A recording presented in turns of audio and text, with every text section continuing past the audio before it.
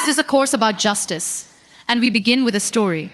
Suppose you are the driver of a trolley car, and your trolley car is hurtling down the track at 60 miles an hour, and at the end of the track, you notice 5 workers working on the track. Try to stop, but you can. Your brakes don't work. You feel desperate because you know that if you crash into these 5 workers, they will all die. Let's assume you know that for sure. And so you feel helpless until you notice that there is, off to the right, a side track. And at the end of that track, there's 1 worker working on the track. Your steering wheel works, so you can turn the trolley car if you want to onto the side track, killing the 1 but sparing the 5. Here's our first question. What's the right thing to do? What would you do? Let's take a poll.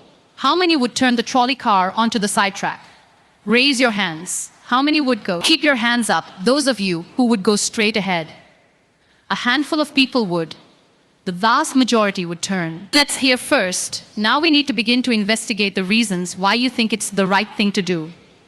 Let's begin with those in the majority. Who would turn to go onto the side track? Why would you do it? What would be your reason? Who's willing to volunteer a reason? Go ahead. Stand up. Because it can't be right to kill 5 people when you can only kill 1 person instead. It wouldn't be right to kill 5 if you could kill 1 person instead. That's a good reason. That's a good reason. That's a good reason. The audience laughing. Who else? Does everybody agree with that reason? Go ahead. Well, I was thinking it was the same reason on 9/11. We regard the people who flew the plane into the Pennsylvania field as heroes because they chose to kill the people on the plane and not kill more people in big buildings. So the principle there was the same on 9/11. It's a tragic circumstance, but better to kill 1 so that 5 can live. Is that the reason most of you had, those of you who would turn? Yes? Let's hear now from those in the minority, those who wouldn't turn. Yes. Well, I think that's the same type of mentality that justifies genocide and totalitarianism. In order to save one type of race, you wipe out the other. So what would you do in this case? You would, to avoid the horrors of genocide, you would crash into the 5 and kill them? Audience laughing. Presumably, yes, you would. Yeah. Okay. Who else? That's a brave answer. Thank you. Let's consider another trolley car case and see whether those of you in the majority want to adhere to the principle. Better that 1 should die so that 5 should live. This time, you were not the driver of the trolley car. You were an onlooker. You were standing on a bridge overlooking a trolley car track. And down the track comes a trolley car. At the end of the track are 5 workers. The brakes don't work. The trolley car is about to careen into the 5 and kill them. And now you were not the driver. You really feel helpless until you notice, standing next to you, leaning over the bridge, is a very fat man. Audience laughing. And you could give him a shove. He would fall over the bridge onto the track, right in the way of the trolley car. He would die, but he would spare the 5. Now, how many would push the fat man over the bridge? Raise your hand. Audience laughing. How many wouldn't? Most people wouldn't. Here's the obvious question. What became of the principle, better to save 5 lives even if it means sacrificing 1? What became of the principle that almost everyone endorsed in the first case? I need to hear from someone who was in the majority in both cases. How do you explain the difference between the two? Yes. The second one, I guess, involves an active choice of pushing the person down, which I guess that person himself would otherwise not have been involved in this situation at all. And so to choose on his behalf, I guess, to involve him in something that he otherwise would have escaped is, I guess, more than what you have in the first case, where the 3 parties, the driver and the 2 sets of workers, are already, I guess, in the situation. But the guy working, the one on the track off to the side, he didn't choose to sacrifice his life any more than the fat man did he? That's true, but he was on the tracks and you lost. This guy was on the bridge. Loss. Go ahead. You can come back if you want. All right, it's a hard question. All right, you did well. You did very well. It's a hard question. Who else can find a way of reconciling the reaction of the majority in these two cases? Yes. Well, I guess in the first case where you have the one worker and the five, it's a choice between those two, and you have to make a certain choice. And people are going to die because of the trolley car, not necessarily because of your direct actions. The trolley car is a runaway thing, and you're making a split-second choice, whereas pushing the fat man over is an actual act of murder on your part. You have control over that, whereas you may not have control over the trolley car. So I think it's a slightly different situation. All right. Who has a reply? No, that's good. Who wants to reply? Is that a way out of this? I don't think that's a very good reason, because either way you have to choose who dies, because you either choose to turn and kill the person, which is an active, conscious thought to turn, or you choose to push the fat man over, which is also an active, conscious action. So either way, you were making a choice. Do you want to reply? Well, I'm not really sure that that's the case. It just still seems kind of different. The act of actually pushing someone over onto the tracks and killing him, you are actually killing him yourself. You were pushing him with your own hands. You were pushing him. Right. And that's different than steering. Something that is going to cause death into another. That's good. It doesn't really sound right saying it now. Loss. No, it's good. When I'm up here, it's good. What's your name? Andrew. Andrew. Andrew. Let me ask you this question, Andrew. Yes. Suppose standing on the bridge next to the fat man, I did have to push him. Suppose he were standing over a trap door that I could open by. Turning a steering wheel like that. Loss. Clapping. Would you turn? For some reason, that still just seems more wrong, right? Maybe if you accidentally leaned into the steering wheel or something like that. Loss. Or say that the car is hurtling towards a switch that will drop the trap. Then I could agree with that. All right, fair enough. It still seems wrong in a way that things seem wrong in the first case to turn, you say.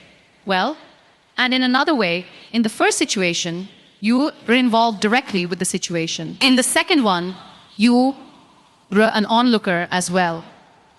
All right, so you have the choice of becoming involved or not by pushing the fat man. All right, let's forget for the moment about this case. That's good. Let's imagine a different case. This time, you were a doctor in an emergency room, and 6 patients come to you. They've been in a terrible trolley car wreck. Loss. 5 of them sustained moderate injuries. 1 is severely injured. You could spend all day caring for the 1 severely injured victim, but in that time, the 5 would die. Or you could look after the 5, restore them to health, but during that time, the 1 severely injured person would die. How many would save the 5 now as the doctor? How many would save the 1? Very few people. Just a handful of people. Same reason, I assume. 1 life versus 5. Now consider another doctor case. This time you're a transplant surgeon and you have 5 patients, each in desperate need of an organ transplant in order to survive. 1 needs a heart, 1 a lung, 1 a kidney, 1 a liver, and the 5th, a pancreas. And you have no organ donors. You are about to see them die. And then it occurs to you that in the next room, there's a healthy guy who came in for a checkup. Loss, you like that? And he's taking a nap. Loss, you could go in very quietly, yank out the 5 organs. That person would die. But you could save the 5. How many would do it? Loss, anyone? How many? Put your hands up if you would do it, anyone in the balcony? I would. You would. Be careful. Don't lean over too much. Laughing. How many wouldn't? Speak up in the balcony. You who would yank out the organs. Why? I'd actually like to explore a slightly alternate possibility of just taking the 1 of the 5 who needs an organ, who dies first, and using their 4 healthy organs to save the other 4. Laughing. That's a pretty good idea. That's a great idea. Laughing. except for the fact that you just wrecked the philosophical point. Well, let's step back from these stories and these arguments to notice a couple of things about the way the arguments have begun to unfold. Certain moral principles have already begun to emerge from the discussions we've had, and let's consider what those moral principles look like. The first moral principle that emerged in the discussion said, the right thing to do, the moral thing to do, depends on the consequences that will result from your action. At the end of the day, better that 5 should live, even if 1 must die. That's an example of consequentialist moral reasoning. Consequentialist moral reasoning locates morality in the consequences of an act, in the state of the world that will result from the thing you do. But then we went a little further. We considered those other cases, and people weren't so sure about consequentialist moral reasoning. When people hesitated to push the fat man over the bridge, or to yank out the organs of the innocent patient, people gestured toward reasons having to do with the intrinsic quality of the act itself, consequences be what they may. People were reluctant. People thought it was just categorically wrong to kill an innocent person, even for the sake of saving 5 lives. At least people thought that in the second version of each story we considered. So, this points to a second categorical way of thinking about moral reasoning. Categorical moral reasoning locates morality in certain absolute moral requirements, certain categorical duties and rights, regardless of the consequences. We're going to explore in the days and weeks to come the contrast between consequentialist and categorical moral principles. The most influential example of consequential moral reasoning is Utilitarianism, a doctrine invented by Jeremy Bentham, the 18th century English political philosopher. The most important philosopher of categorical moral reasoning is the 18th century German philosopher Immanuel Kant. So we will look at those 2 different modes of moral reasoning, assess them, and also consider others. If you look at the syllabus, you'd notice that we read a number of great and famous books. Books by Aristotle, John Locke, Immanuel Kant, John Stuart Mill, and others. You'll notice too from the syllabus that we don't only read these books. We also take up contemporary political and legal controversies that raise philosophical questions. We will debate equality and inequality, affirmative action, free speech versus hate speech, same-sex marriage, military conscription, a range of practical questions. Why? Not just to enliven these abstract and distant books, but to make clear, to bring out what's at stake in our everyday lives, including our political lives, for philosophy. And so we will read these books, and we will debate these issues, and we see how each informs and illuminates the other. This may sound appealing enough, but here I have to issue a warning. And the warning is this: to read these books in this way, as an exercise in self-knowledge, to read them in this way carries certain risks. Risks that are both personal and political. Risks that every student of political philosophy has known. These risks spring from the fact that philosophy teaches us and unsettles us by confronting us with what we already know. There's an irony. The difficulty of this course consists in the fact that it teaches what you already know. It works by taking what we know from familiar, unquestioned settings and making it strange. That's how those examples worked, the hypotheticals with which we began, with their mix of playfulness and sobriety. It's also how these philosophical books work.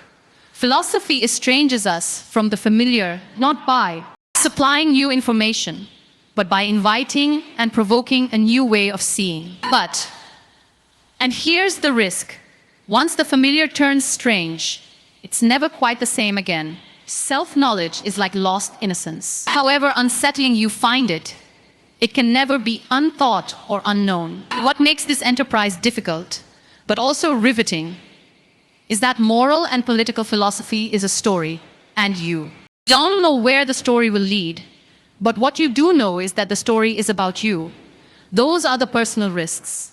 Now, what of the political risks? One way of introducing a course like this would be to promise you that by reading these books and debating these issues, you will become a better, more responsible citizen. You will examine the presuppositions of public policy. You will hone your political judgment. you will become a more effective participant in public affairs.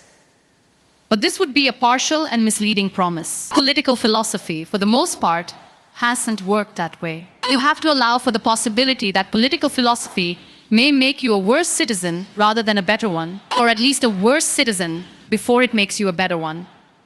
And that's because philosophy is a distancing, even debilitating activity. And you see this going back to Socrates.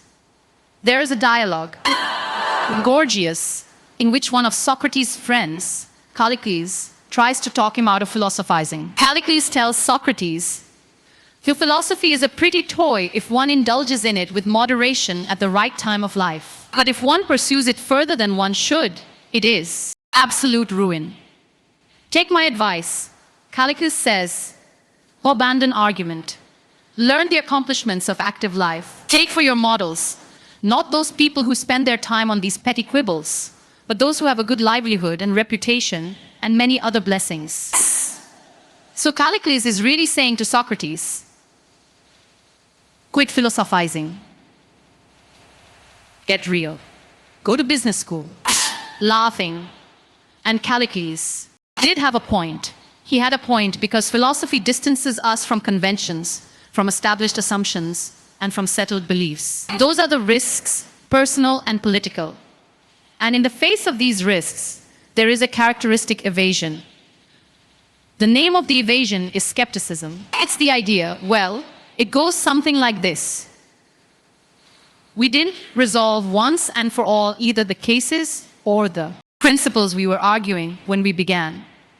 And if Aristotle and Locke and Kant and Mill haven't solved these questions after all of these years, who are we to think that we, here in Sanders Theatre over the course of a semester, can resolve them? And so maybe it's just a matter of each person having his or her own principles, and there's nothing more to be said about it, no way of reasoning. That's the evasion of skepticism, to which I would offer the following reply.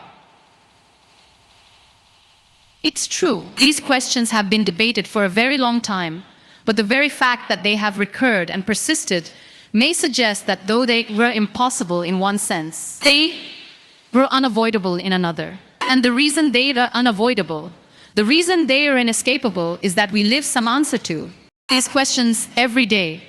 So skepticism, just throwing up your hands and giving up on moral reflection, is no solution. Immanuel Kant described very well the problem with skepticism when he wrote, "Skepticism is a resting place for human reason, where it can reflect upon its dogmatic wanderings, but it is no dwelling place for permanent settlement. Simply to acquiesce in skepticism," Kant wrote, "you can never suffice to overcome the restlessness of reason." I've tried to suggest through these stories and these arguments some sense of the risks and temptations, of the perils and the possibilities. I would simply conclude by saying that the aim of this course is to awaken the restlessness of reason and to see where it might lead. Thank you very much. Applauding, upbeat music. Like, in a situation that's desperate, you have to do what you have to do to survive. You have to do what you have to do. You got to do what you got to do, pretty much. If you've been going 19 days without any food, someone just has to take the sacrifice. Someone has to make the sacrifice, and people can survive. All right. That's good. What's your name? Marcus. Marcus. What do you say to Marcus? Clapping. We started out last time with some stories, with some moral dilemmas about trolley cars and about doctors and healthy patients vulnerable to being victims of organ transplantation. We noticed two things about the arguments we had. One had to do with the way we were arguing. We began with our judgments in particular cases. We tried to articulate the reasons or the principles lying behind our judgments. And then confronted with a new case, we found ourselves re-examining those principles, revising each in the light of the other. And we noticed the built-in pressure to try to bring into alignment our judgments about particular cases and the principles we would endorse on reflection. We also noticed something about the substance of the arguments that emerged from the discussion. We noticed that sometimes we were tempted to locate the morality of an act and the consequences in the results, in the state of the world that it brought about. And we call this consequentialist moral reasoning. But we also noticed that in some cases, we weren't swayed only by the result. Sometimes, many of us felt that not just consequences, but also the intrinsic quality or character of the act matters morally. Some people argued that there are certain things that are just categorically wrong, even if they bring about a good result, even if they save 5 people at the cost of 1 life. So we contrasted consequentialist moral principles with categorical ones. Today, and in the next few days, we will begin to examine one of the most influential versions of consequentialist moral theory, and that's the philosophy of utilitarianism. Jeremy Bentham, the 18th century English political philosopher, gave the first clear, systematic expression to the utilitarian moral theory. And Bentham's idea, his essential idea, is a very simple one, with a lot of morally intuitive appeal. Bentham's idea is the following: the right thing to do, the just thing to do, is to maximize utility. What did he mean by utility?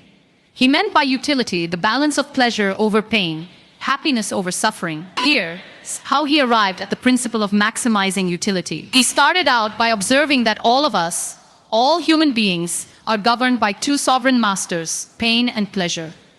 We human beings like pleasure and dislike pain. And so we should base morality, whether we're thinking about what to do in our own lives, or whether, as legislators or citizens, we're rethinking about what the laws should be. The right thing to do, individually or collectively, is to maximize, act in a way that maximizes the overall level of happiness. Bentham's utilitarianism is sometimes summed up with the slogan, "The greatest good for the greatest number." With this basic principle of utility on hand, let's begin to test it and to examine it by turning to another case, another story. But this time, not a hypothetical story, a real-life story, the case of the Queen versus Dudley and Stephens. This was a 19th century British law case that's famous and much debated in law schools. Here is what happened in the case. I summarize the story. Then I want to hear how you would rule, imagining that you were the jury. A newspaper account of the time described the background. A sadder story of disaster at sea was never told than that of the survivors of the yacht Muniba. The ship foundered in the South Atlantic. It's 1,300 miles from the Cape. There were 4 in the crew. Dudley was the captain. Stephens was the first mate. Brooks was a sailor. All men of excellent character, or so the newspaper account tells us. The 4th crew member was the cabin boy, Richard Parker, 17 years old. He was an orphan. He had no family, and he was on his first long voyage at sea. He went, the news account tells us, rather against the advice of his friends. He went in the hopefulness of youthful ambition, thinking the journey would make a man of him. Sadly, it was not to be. The facts of the case were not in dispute. A wave hit the ship, and the Muniba went down. The 4 crew members escaped to a lifeboat. The only food they had were 2 cans of preserved turnips. No fresh water. For the first 3 days, they ate nothing. On the 4th day, they opened one of the cans of turnips and ate it. The next day, they caught a turtle, together with the other. Can of turnips, the turtle enabled them to subsist for the next few days. And then for 8 days, they had nothing. No food, no water. Imagine yourself in a situation like that. What would you do? Here's what they did. By now, the cabin boy, Parker, is lying at the bottom of the lifeboat in the corner because he had drunk seawater against the advice of the others, and he had become ill, and he appeared to be dying. So on the 19th day, Dudley, the captain, suggested that they should all have a lottery, that they should draw lots to see who would die to save the rest. Brooks refused.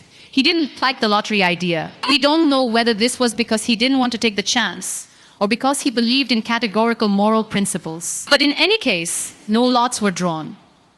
The next day, there was still no ship in sight, so Dudley told Brooks to avert his gaze, and he motioned to Stephens that the boy, Parker, had better be killed.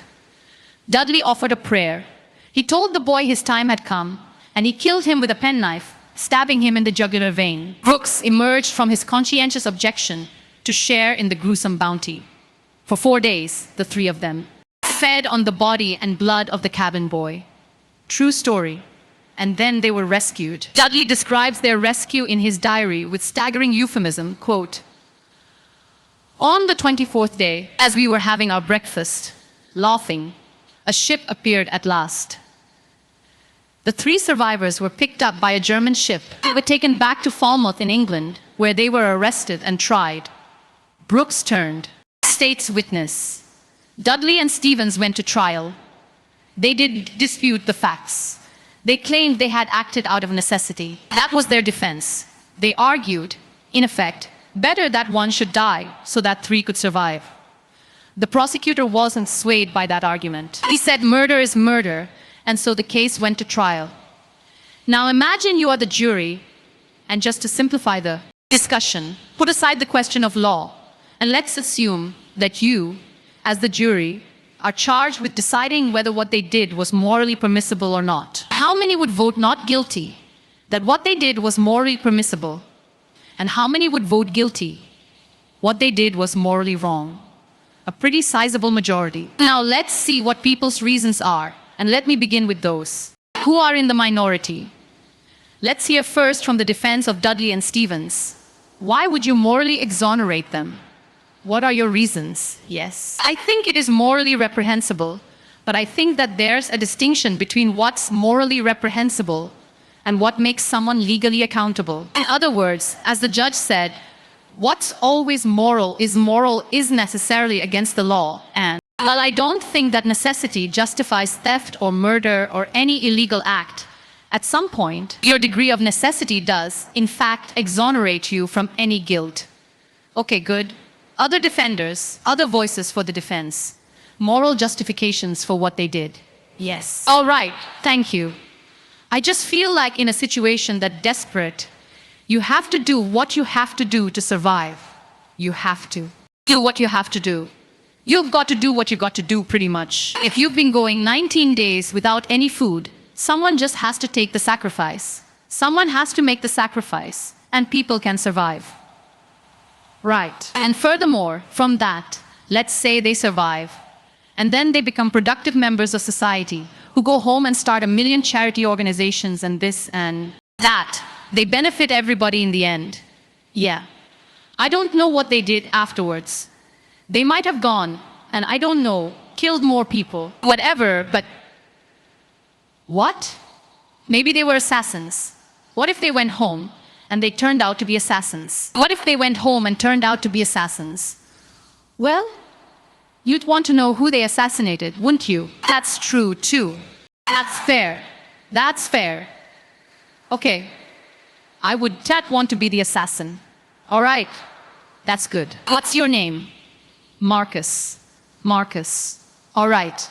We've heard a defense, a couple of voices for the defense. Now we need to hear from the prosecution. Most people think what they did was wrong. Why? Yes. One of the first things that I was thinking was, oh, if they haven't been eating for a really long time, maybe they were mentally affected. And so then that could be used as a defense, a possible argument that, oh, they weren't in the proper state of mind. They weren't making decisions they might otherwise be making. And if that's an appealing argument, that you have to be in an altered mindset to do something like that, it suggests that people who find that argument convincing do think that they were acting immorally. But I want to know what you think. You defend them. Yeah. No. I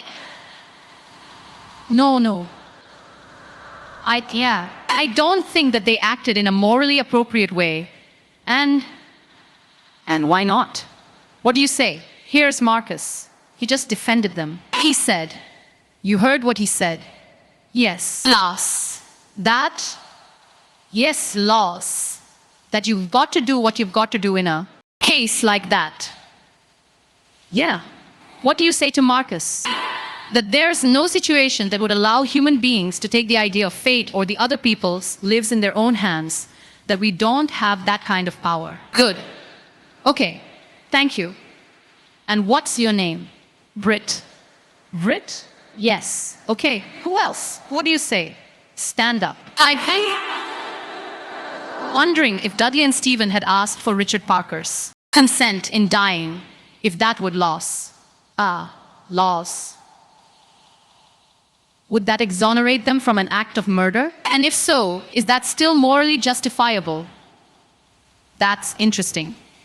All right, consent. Wait, hang on. What's your name? Kathleen. Kathleen says, suppose they had asked, what would that scenario look like? So in the story, Dudley is there, penknife in hand, but instead of the prayer, loss. Or before the prayer, he says, Parker, would you mind? Thus, loss, we desperately hungry, as Marcus empathizes loss with.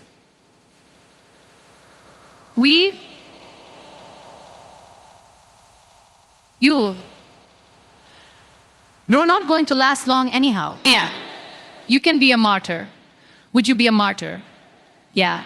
How about it, Parker?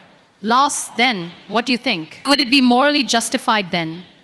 I don't think we suppose Parker, in his semi-stupor, says, okay. Loss.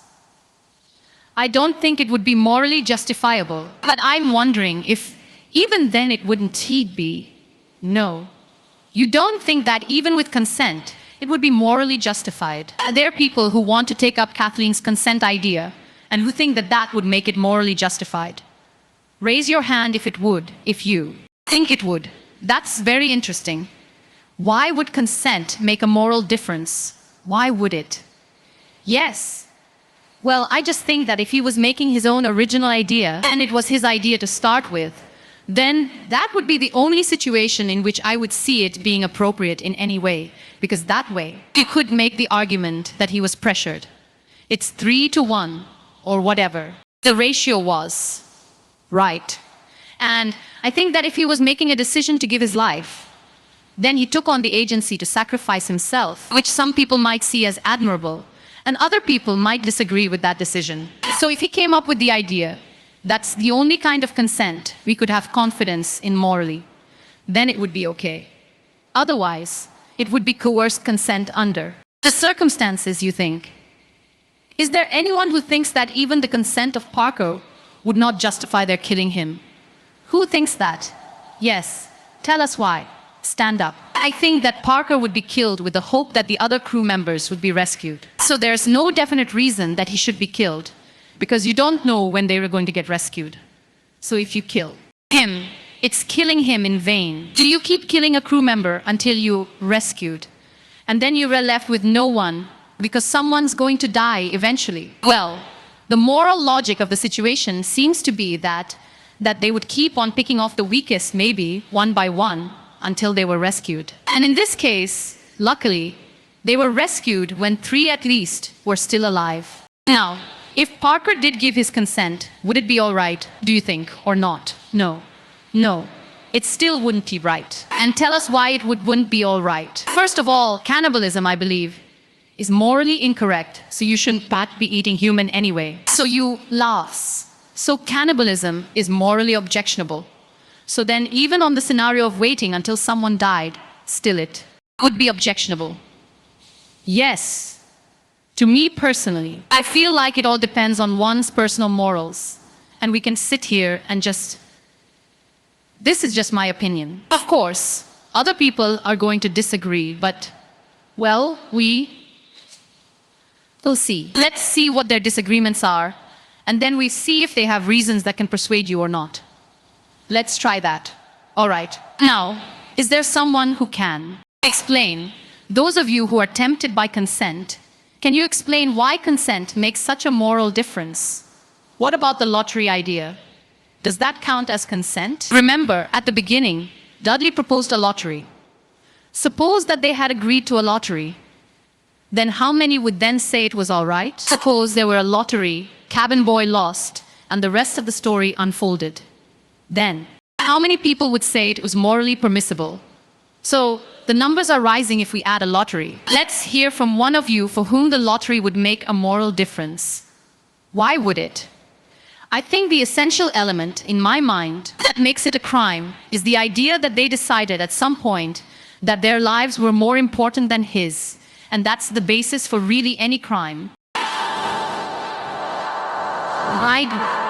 My needs, my desires are more important than yours, and mine take precedent. And if they had done a lottery where everyone consented that someone should die, and it's like they were all sacrificing themselves to save the rest, then it would be all right.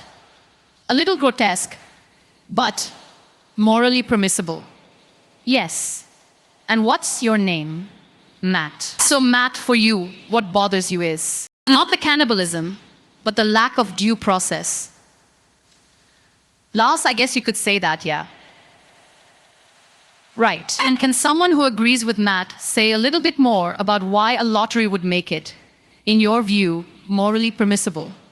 Go ahead. The way I understood it originally was that was the whole issue, is that the cabin boy was never consulted about whether or not something was going to happen to him, even with the original lottery, whether or not he would be a part of that. It was just decided that he was the one that was going to die. Right. That's what happened in the actual case. Right. But if there were a lottery, and they had all agreed to the procedure, you think that would be okay? Right. Because then everyone knows that there's going to be a death. Whereas the cabin boy didn't know that this discussion was even happening. There was no forewarning for him to know that. Oh, hey, I may be the one that's dying. All right. Now, suppose everyone agrees to the lottery. They have the lottery. The cabin boy loses, and he changes his mind. You've already decided. It's like a verbal contract. You can go back on that. You've decided. The decision was made. If you know that you were dying for others to live, you would, if someone else had died, you know that you would consume them. So, Lars, that's why. Right. But then he could say, why no? But I lost.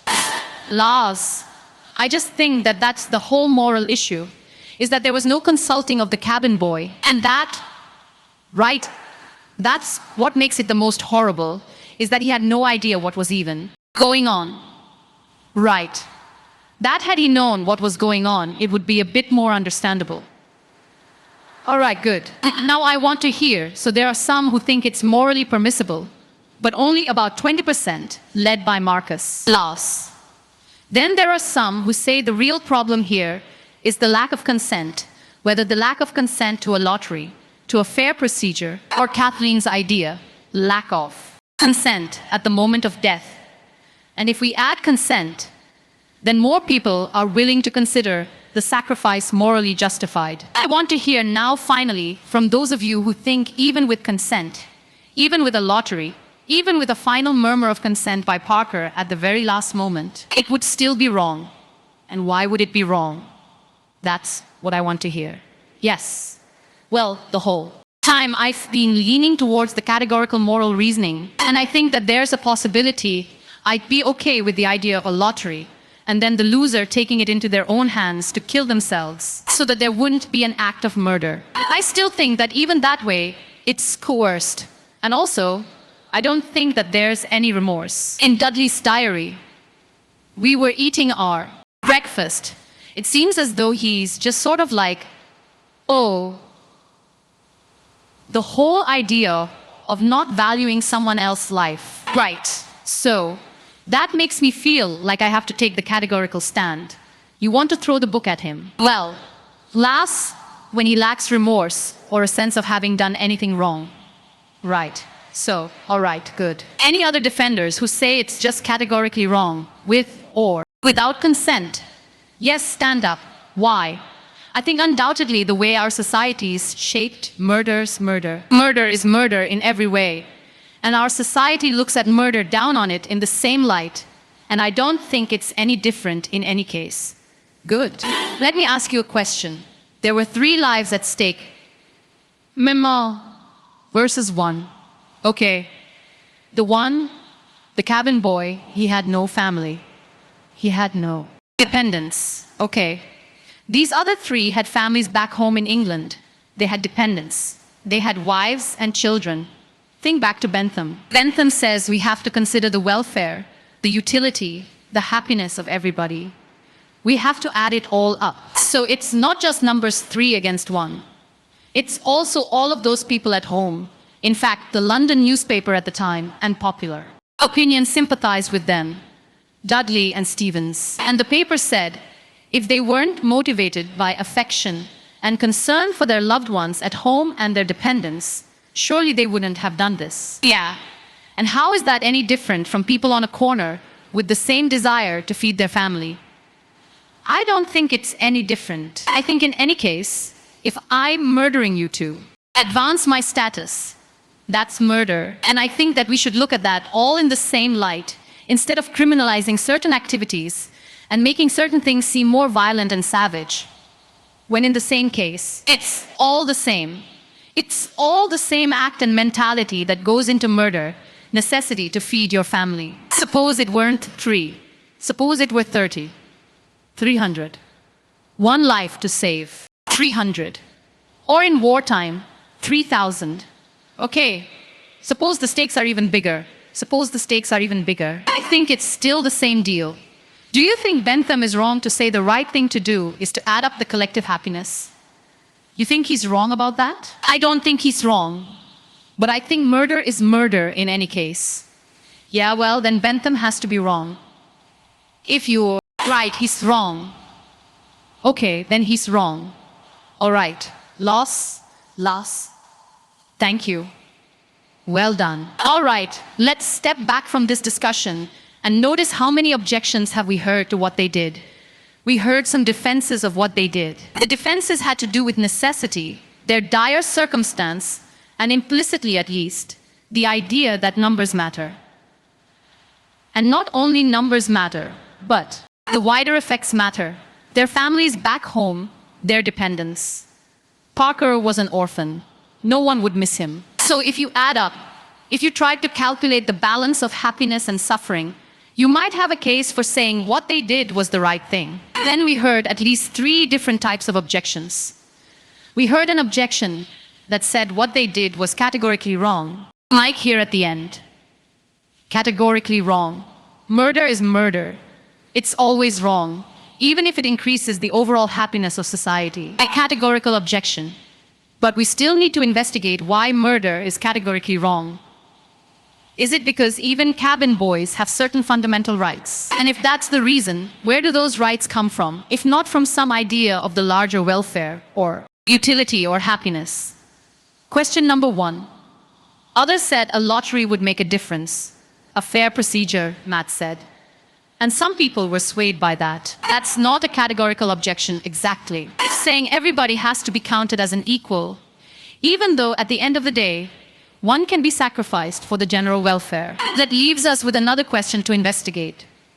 Why does agreement, a certain procedure, even a fair procedure, justify whatever result flows from the operation of that procedure? Question number 2. And question number 3. The basic idea of consent. Kathleen got us onto this. If the cabin boy had agreed himself, and not under duress as was added, then it would be all right to take his life to save the rest. And even more people signed on to that idea. But that raises a third philosophical question. What is the moral work that consent does? Why does an act of consent make such a moral difference that an act that would be wrong, taking a life without consent, is morally permissible with consent? To investigate those 3 questions, we are going to have to read some philosophers. And starting next time, we're going to read Bentham and John. Stuart Mill, utilitarian philosophers. Upbeat music. Don't miss the chance to interact online with other viewers of justice. Join the conversation. Take a pop quiz. Watch lectures you've missed and learn a lot more. Visit justiceharvard.org. It's the right thing to do. Upbeat music. Funding for this program is provided by additional funding provided by Upbeat music. Outro jingle.